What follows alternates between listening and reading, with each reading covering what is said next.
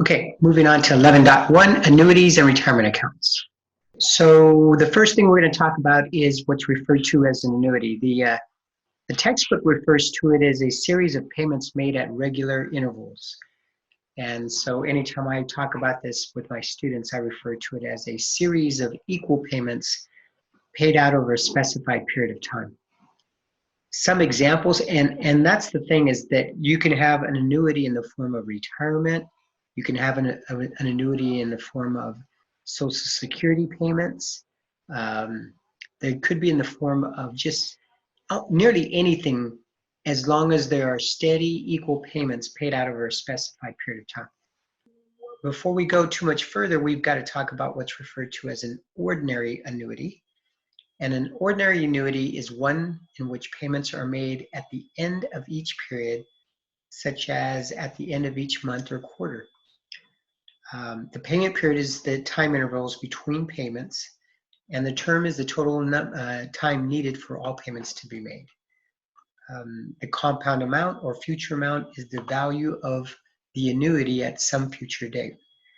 So if you can think about it this way, if you were going to be putting away a certain amount of dollars every month, and it was earning interest while you were doing this, you know, the question often becomes is, well, after we do this for 5 years, for 10 years, whatever the term you're looking for, how much money am I going to have? Especially, well, you'll know how much money you're going to pay, but the question is, well, how much money will I have there, which will include the payments that you make, plus any interest that's earned.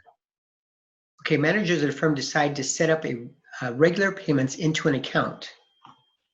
So it's regular payments, it's referred to as an annuity, so that they will have funds to replace a work truck when needed. So they're figuring they're going to replace a truck in the future. They're going to start putting money away every month to make sure that the money's there when they need it.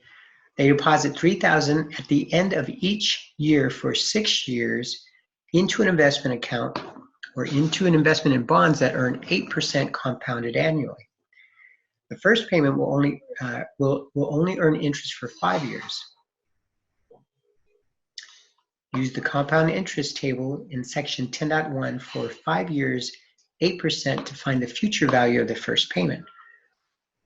So if you think about it, the very first payment, it does say for 6 years. It does say for 6 years, but if you wait till the end of the first year, then if you think about it, that one payment isn't going to earn interest until, it's only going to be earning interest for 5 years, not for the full 6 years. If you made the payment at the beginning of the period, then it would be in there for an entire 6 years. But because you're making payments at the end of the period, then that very first payment is only going to be there for 5 years. So if you run the numbers on that first payment, it's $3,000, and we go back and look at the table and what we would be looking for. I know the annuity is for 6 years, but that payment is only going to be there for 5 years. 5 years at 8%, 3,000. If we go 8%, 5 years, we'll look and we'll find under the table in 10.1, you'll find that factor is 1.46933. So just that one payment, if we take the 3,000, we'll multiply it by 1.46933. By the end of the 6th year, you will have $4,407.99. That was just that one payment. So here's a kind of a picture of how this works. Well, today, this is the day we decide to do what we're going to do. Put $3,000 away at the end of the next 6 years. So the first payment is made at the end of year 1. We take the $3,000, we'll multiply it by the factor over 5 years at 8%. The factor is 1.46933. Well, you see that can be computed, and you will have $4,407.99. The second payment at the end of year 2 is going to be made, $3,000 payment, and that's going to be accumulating the same interest, but not for the same period of time. This is only going to be 1, 2, 3, 4 years. Okay, only 4 years. So if we look at the same table, we look for 4 years at 8%. The factor is going to be 1.36049. The third payment, 1, 2, 3, 3 years at 8%, 1.2597 on that same table. We're going to multiply 3,000 times that factor, and you'll end up with $3,779.13. And so forth. We'd go down to the fourth payment, the fifth payment, and the last payment. The last payment, there's not going to be any time in it. It's just going to be made on the very last day. So the last payment is $3,000. Now we have each one of these payments, the future value for each one of these payments, and it comes out to be what we've listed here, but we're going to add the sum of all these future values, and we're going to come up with a future value of the annuity of $22,007.79. Now, if you think about it, we put 3 times 1, 2, 3, 4, 5, 6. That's $18,000 that was put away. But because of the interest that's being accrued or earned for those periods of times, that's what the factors involve, we'll have $22,007.79. This is what I was mentioning earlier. Since we're making deposits that equal $18,000, and we know we're going to have $22,797.79. So what is the difference between the $22,007.79 less the $18,000 of deposits or payments made? Well, the difference is $4,007.79. That becomes the interest that was earned during that period of time. Okay, so that would be a lot of computations if you have to do that for every single payment, right? Well, the good news is we have another table that we don't have to do that for every single one. We have a new table that we can use called an annuity table. But we have to make sure it's it's the ordinary annuity table. And the amount of that future value is going to be equal to the payment times the number from the amount of the annuity table, okay? So let's take a look at that same amount, $3,000 at the end of each year for 6 years at 8%. Well, we're going to find another table. It's called the annuity table. Let's go find it. We're looking for 6 years, 8%. Here it is. It's on the next page. It's on 410. So 6 years, and we're looking for 8%. So, oops, right here. 8% for 6 years, 7.33593. 3,000 multiplied by 7.33593 gives us $22,007.79. Lo and behold, it's the same amount of money we computed earlier, except now rather than having to look up 6 different, well, really 5 payments because the last one didn't have a table to it, but 5 different payments, and then adding up all those future values of every one of those payments. Now we can use the annuity table to look up one factor. We'll use that factor, we'll multiply it against the payment, and we'll come up with the future value. Let's look at the application here. Darnell Johnson's employer contributes 4% of Darnell's $38,400 salary into his retirement plan. Additionally, the hospital matches the 1% of his salary that Darnell himself puts into his own plan. Find the future value in 10 years, assuming A, funds earn 5% compounded semi-annually, and B, funds earn 8% compounded annually. And C, find the difference between the two. Hint, assume all contributions into the plan occur at the end of the semi-annual periods. Semi-annual periods. So we're not talking about monthly payments, we're not talking about annual payments, we're talking about semi-annually, which means twice a year. So what we're going to have to remember is that now when we have semi-annual periods, the rates were given and the years were given, those are all yearly or annual. So 10 years is 10 years. But if we're looking at semi-annual periods, we have to then figure out, well, it's 10 years. But you remember, we're going to have to multiply that by 2 to come up with how many periods. And the interest is going to be 5%, but that's the annual interest. So we'll have to divide that by 2 to come up with the interest per period. So 10 times 2, 20 periods, And 5% divided by 2 is 2.5%. Okay, so this seems a little bit tricky, but I think we can get it. So it says Darnell Johnson's employer contributes 5% of Darnell's $38,400 salary into his retirement plan. Additionally, the hospital matches the 1% of his salary that Darnell puts in himself. So the employer contributes 4% plus 1% that it's matching. So the total amount that the employer is putting is 5%. Darnell himself puts in 1%. Okay, so once we've got that settled, we're going to look at Darnell's contribution, which he's putting in 1%, and the employer is putting 4 plus 1, which is a total of 5%. So we take the $19,200 for the semi-annual payment period. That's $38,400 annual divided by 2 because these payments are made semi-annually. And we come up with $19,200. So Darnell is going to make his contribution. That's 0.01 times 19,200. That's Darnell's contribution, but we're going to add to that the employer's contribution. That's the 4 plus the 1%. This together is going to be 5%. So 19,200, or actually, 19,200 multiplied by 0.05. When we do the product of these two computations and then add them, remember the multiplication goes first. We're going to get a total of $1,152. That's how much is going to be invested every 6 months for Darnell. So now that we have $1,152 of what's going to be invested every 6 months, we have to then figure out what is the interest per period. Well, 5% is the first interest rate we're looking at. We're going to do twice. We're going to do first 5% and then 8%. So first 5%, but it's semi-annual. So we're going to take the 5%, we're going to divide that by 2. That's going to give us 2.5% per semi-annual period.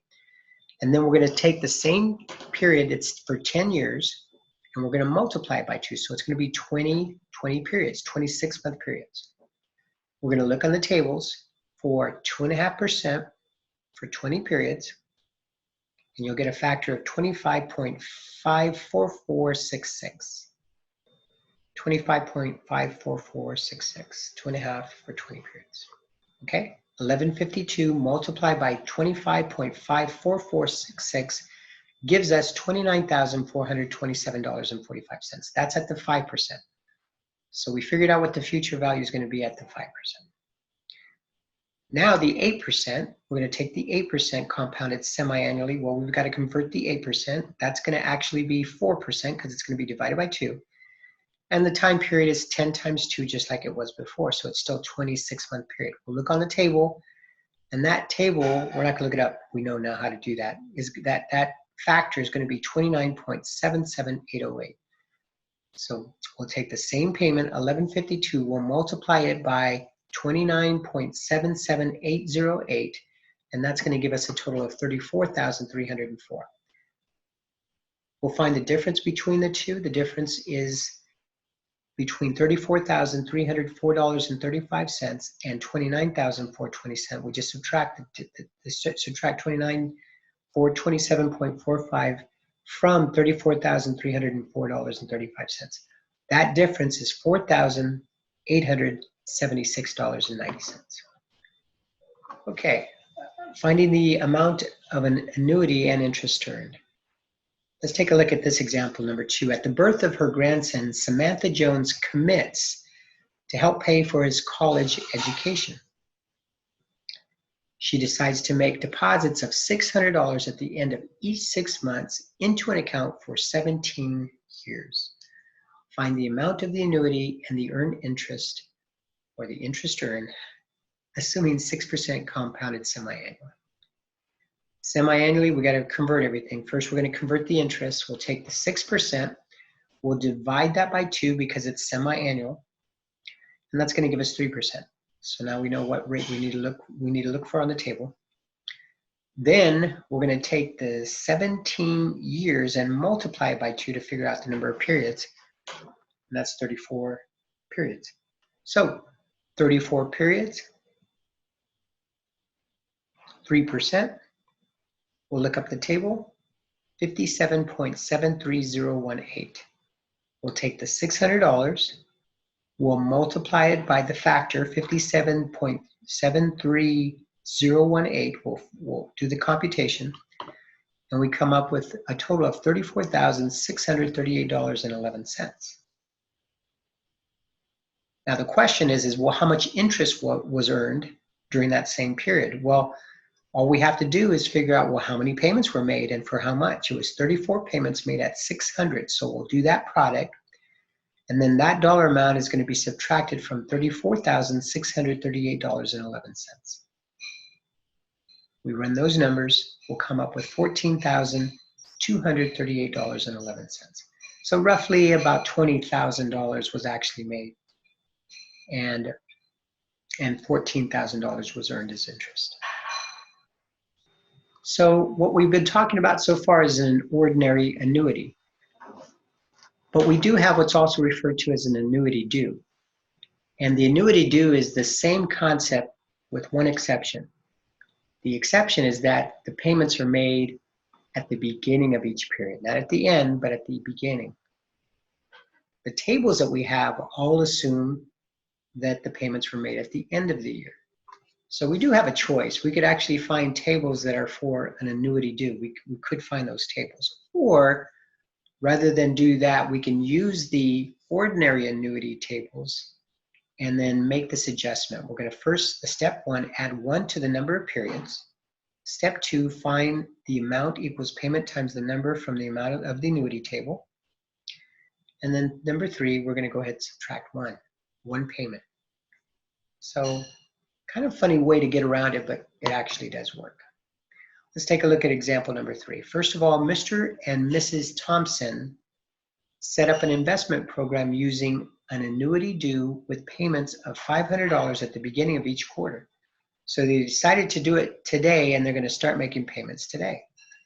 Find A, the amount of the annuity, and B, the interest that they make payments for 7 years into an investment expected to pay 8% compounded quarterly. 8% compounded quarterly for 7 years. Okay, quarterly is the key here. That's 4 times per year. So we're first going to figure out, well, how many periods are we talking about?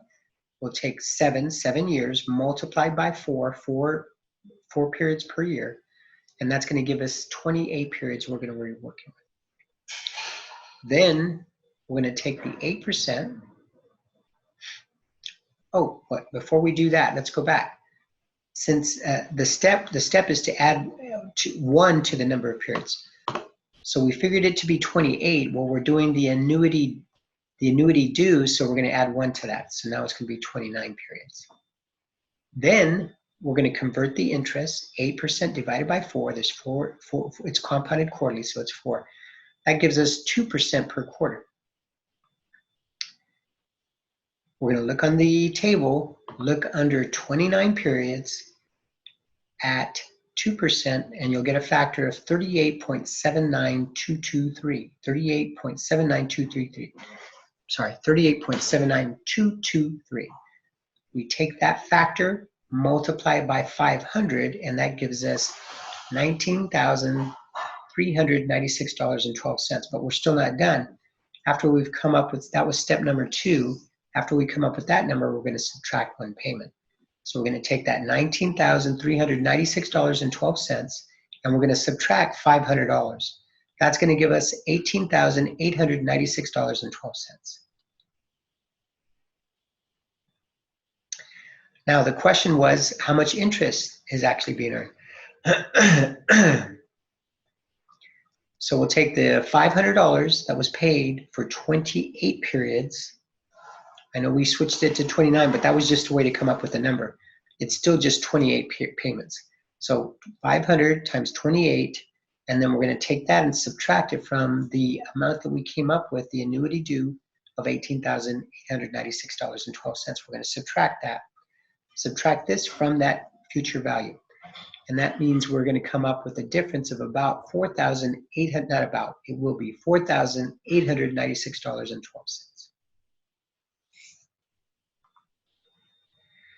Okay, the textbook goes on to talk about regular IRAs, Roth IRAs, And those are more of tax concepts. And you might want to look at and review it and just get a feel for what they're all about. You shouldn't be tested on it because that's not what this is about. It's just the computations. But let's take a look at the next example here on example number 4. At 27, Joanne Gretz sets up an IRA with online broker Charles Schwab, where she plans to deposit $2,000 at the end of each year until age 60. So let's pay attention here. This is at the end of the period. So this is not an annuity due. This is an ordinary annuity. Find the amount of the annuity if she invests in A bond fund that historically yields 6% compounded annually versus B, a stock fund that historically yields 10% compounded annually. Assume the future yields equal historical yields. So Joanne is going to project out how much money she's going to have under the two options.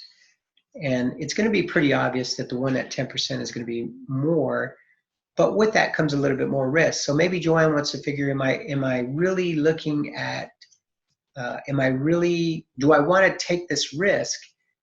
And before she makes that decision, she has to figure, well, how much more money can I make or may I make based upon historical information? We don't know for sure until it happens, but based upon historical information.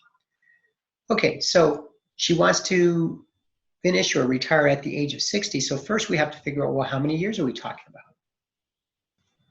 Okay, so we're going to take 60. She's currently 27. She wants to retire at 60. So 60 minus 27 means she's 33 years away. So she will make deposits at the end of each year for 33 years. It's going to be an annual annuity. First, we'll take the bond fund. 33, n equals 33. That's the number of periods. The rate is 6%. We'll look up on the table. The table shows us that it's 97.34316. We're going to take that factor multiplied by the $2,000 and we'll come up with $194,686.32. Very good. She then moves on to, well, what happens if I invested in the stock fund? That was the bond fund. Now let's take a look at the stock fund. Well, it's the same concept in terms of years. It's still 33 years. But now let's look up the table for 10%, not 6%. Well, that's going to be a completely different factor. That factor is going to be 222.25154. We're going to take that factor multiplied by the $2,000 per period, and we're going to come up with $444,503. This is the effective compound interest, particularly if the rates are higher. And you could see that over the first, 3, 6, 9, 12, over the first 12 years, it's pretty close, but once it starts to separate, then the 10% just starts blowing away because of that compounding interest. So the 10% is going to be at $444,500, and the 6% is going to be at $194. Which one would you prefer? Well, it almost seems like a no-brainer, but you really do have to understand that nothing is for sure.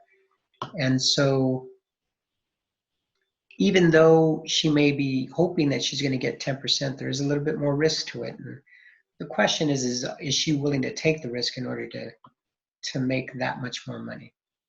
If she wants to be conservative, she probably would go with the 6% bond fund. Okay, that completes 11.1. I'll catch you on 11.2.